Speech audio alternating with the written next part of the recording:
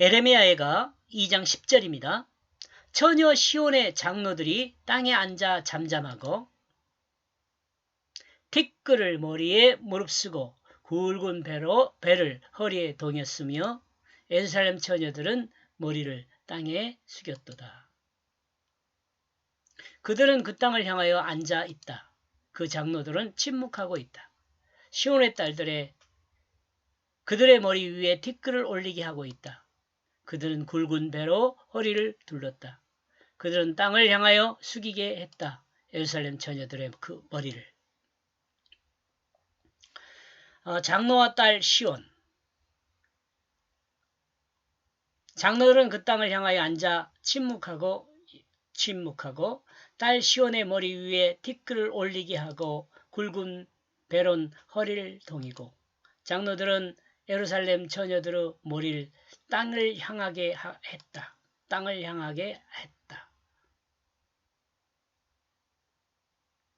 이 땅에서 하나님의 백성은 이끌어가는 사람은 누가 해야 할 것인가? 이 땅에서 하나님 백성을 이끌어가는 사람을 누가 이끌어갈 것인가?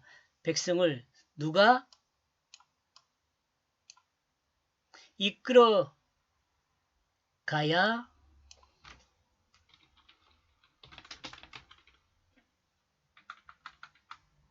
할 것인가? 하나님과의 관계를 경험으로 알고 있는 장로들이 되어야 한다는 생각입니다.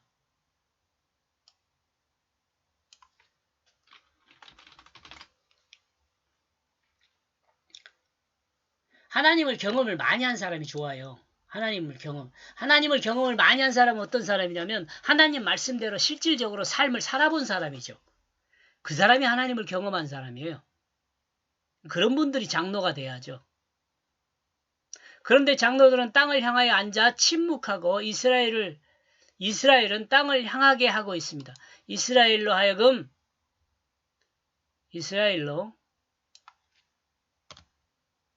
하나님을 향하게 해야 하는데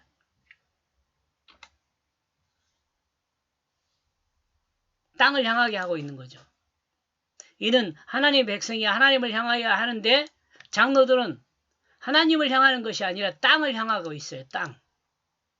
결국 이스라엘 백성은 죄로 인하여 머리에 티끌을 올리고 굵은 베옷으로 허리를 동이게 됩니다. 이는 장로들이 이스라엘 백성을 죄인으로 만들었다고 볼 수 있습니다.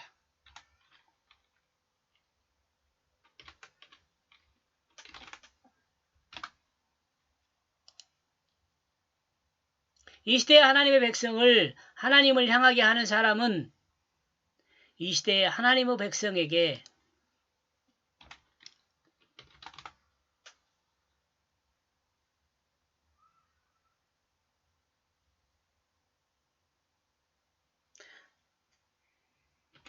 하나님을 향하게 하는 사람은 하나님의 말씀을 선포하는 사역자를 할 수 있습니다.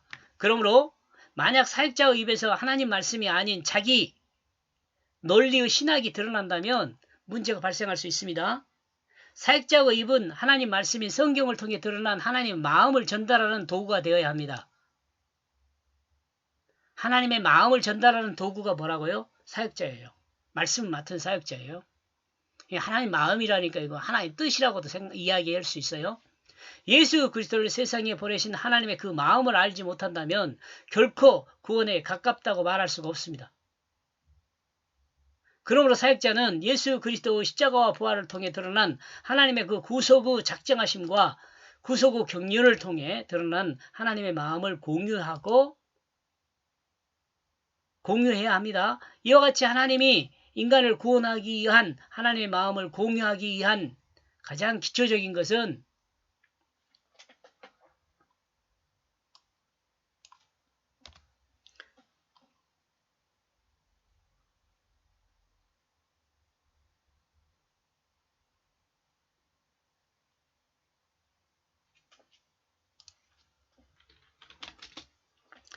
하나님이 인간을 구원하기 위한 그 하나님의 마음을 공유하기 위해 가장 기초적인 것은 자신이 하나님을 반역한 죄인임을 인정하는 것입니다.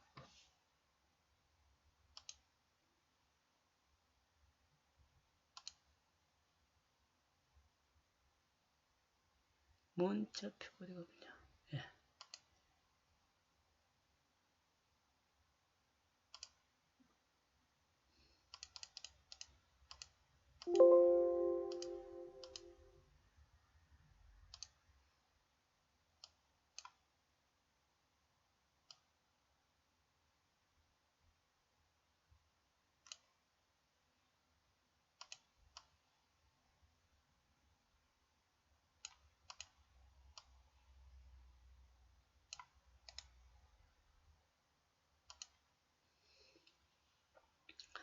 자신이 죄인인 것을 인정하는 거고요. 그 다음에 예수 그리스도의 대속의 십자가를 믿는 것입니다.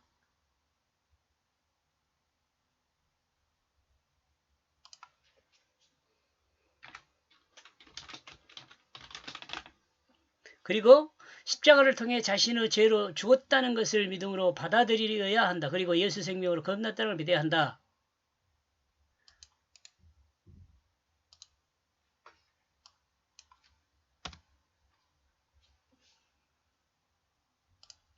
세 가지요. 최소한 세 가지는 알아야죠. 이게 자신이 하나님 나라를 반역한 죄를 인정해야 돼요. 죄인임을 인정을 해야 돼요. 이 죄 문제를 해결하는 건 예수 그리스도 십자가라는 걸 인정해야 돼요. 예수 그리스도 십자가에 내가 죽은 거예요. 내 마음에 내 자기중심이 죽었어요. 그러면 나는 텅 비었잖아요. 그럼 거기에 뭐가 살아요? 예수 생명으로 사는 거죠. 여기까지 보겠습니다. 고맙습니다.